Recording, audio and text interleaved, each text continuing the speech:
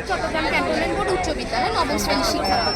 আমাদের আজকে প্রজেক্টের নাম হচ্ছে ফ্লোটিং ওয়াটার টারবাইন। এই টারবাইনটির মূল উদ্দেশ্য হচ্ছে এটি নদীর স্রোতকে কাজে লাগিয়ে বিদ্যুৎ শক্তি উৎপন্ন করা। আমাদের দেশে যে বিদ্যুতের চাহিদা রয়েছে সেই বিদ্যুতের চাহিদা মেটানোর জন্যই আমাদের আজকের এই প্রজেক্ট।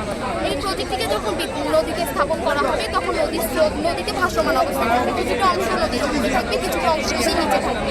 যখন স্রোত আসবে তখন এটি ঘুরবে, টারবাইন ঘোরার মাধ্যমে আমাদের বিদ্যুৎ শক্তি উৎপন্ন হবে এবং আমরা চাইলে জেনারেটরে বিদ্যুৎ সংরক্ষণ করতে পারি, পরবর্তীতে কাজে ব্যবহার করতে পারি।